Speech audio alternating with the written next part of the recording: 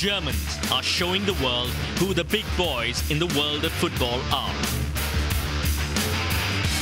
Their domestic rivals aren't too far either, reinforcing their ranks to aim for the top. But what will happen to the traditional powerhouses? Changes at the managerial and personal level should make things interesting. Money and plenty of it in France as the new rich boys in world football aim to buy titles. Haven't got a home? We shall provide you with one, says Italy, as they shelter some of the finest strikers. Even as England brace themselves for changes and tussle with the players wanting either in or out.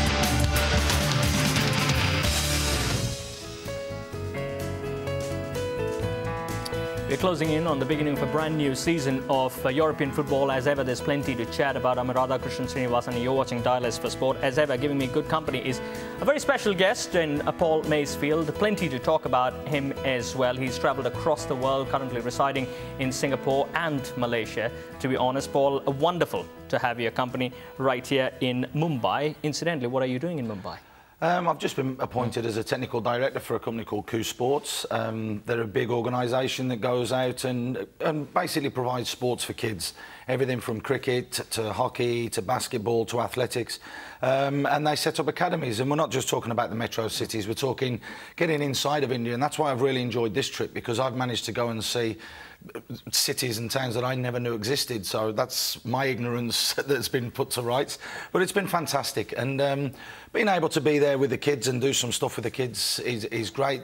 KOOH Sports wanted to open a football leg. Yeah. They turned around and asked me if I'd come on board, and we agreed, and yeah, that's why I'm here. Yeah, across all age groups, isn't it? We did obviously meet Paul a little bit earlier in the day. You can sense where Paul is coming from, because he's got the kind of experience that will probably make sure that he is indeed the right man for the job. He's played across England. He's been around in Asia. Asia is pretty much your home at this point in time, isn't it? But I guess fans of United would want to question him a little bit about what he did at Preston North End, probably with David Moyes as well. Yeah, I played with David Moyes at Preston, and a great guy that he was, and it was the season before David Beckham came, of course. So a couple of connections there with the Manchester United side. We actually played them on the AstroTurf pitch, and we beat them in the Manchester Senior Cup once. All right, so there's plenty of experience that is flowing when you're talking about Paul there. So it's a tough job, isn't it? I mean, being associated with a reputed firm as KOOH is, and really making sure that you travel the length and breadth to identify and therefore develop the talent. Yeah, I think first we've got to give them the opportunity, and I think that that's been lacking.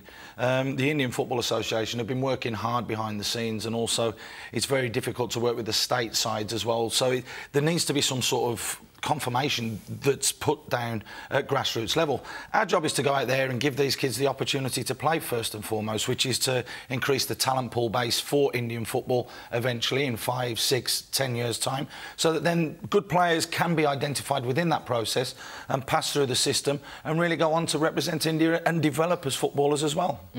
We did manage to speak to the CEO and co-founder of KOOH Sports, really, and we quizzed him about what is it that makes KOOH Sports get across to football and develop the young talent that they've decided to. I think what we've always wanted to do with KOOH Sports was go into schools, get them interested in sports, and then branch them off into specific sports they can focus on. So we picked 4 sports, which is tennis, football, cricket, and basketball. We've already started doing something in cricket with Rajasthan Royal, and we wanted to bring in football in a big way to ensure that kids can then move on from learning basic athletics to picking a sport of their choice. And we believe football is a really popular sport now in the country. So Paul has the skill which we've been looking for. It's easy to tie with an international brand and say that we're bringing in a big football club into the country. But we wanted someone who is genuinely interested in making sure that kids develop the game, and his experience in the Far East and his prior experience in England really told us that his youth development approach is something we want to bring into the country.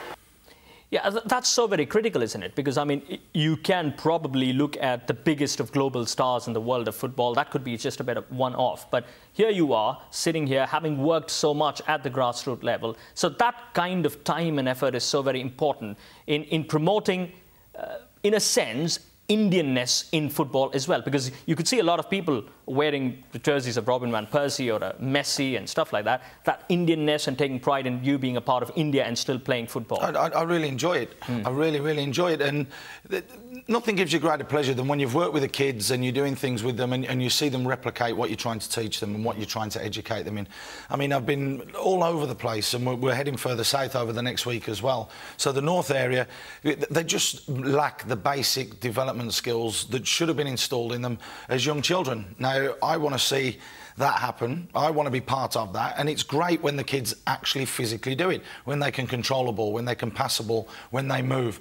All of those things put together, and you know, to see here, it's such an untapped market because it's never been done. It's been done for cricket. We know that because India's so successful at cricket, but it's never been done for football. So I'm just proud and pleased to be a big part of this, and you know, long may it continue. So going out there into the towns, the villages, going and doing coaching sessions, increasing the number of players, football players that are playing in India, which will increase, particularly with the Premier League coming this year and the World Cup next year. So yeah, we'll find some talent along the way, that's for sure. Not surprisingly, we are getting the first of our callers from Kolkata. It's Bodayan who's calling us. Great to have your company. Good evening to you. RK, this side you've got Paul Masefield as well to speak to. Please go ahead. Your thoughts? Yes, good evening, both of you, especially Mr. Masefield. I'm a big fan of yours. I regularly watch your shows. And I would like to ask you, I'm a Bundesliga fan and I'm especially a Bayern Munich fan.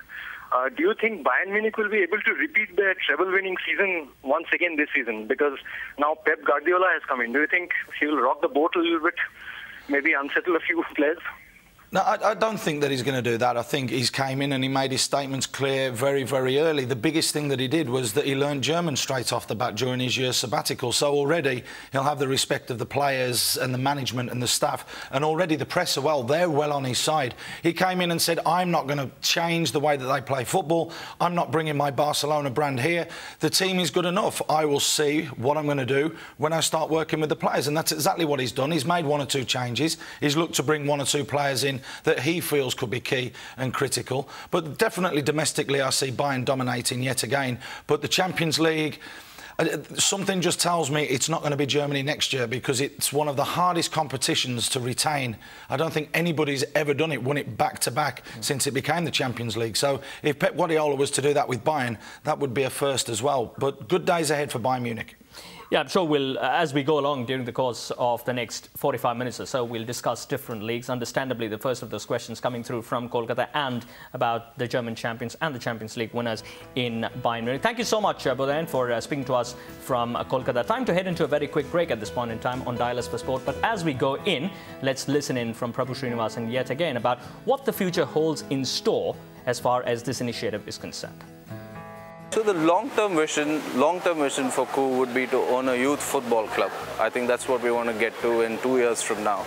So we're starting off with clinics. We've already done about 5 clinics in the country. We'll open what we call FDCs, which is Football Development Centers in the country starting September.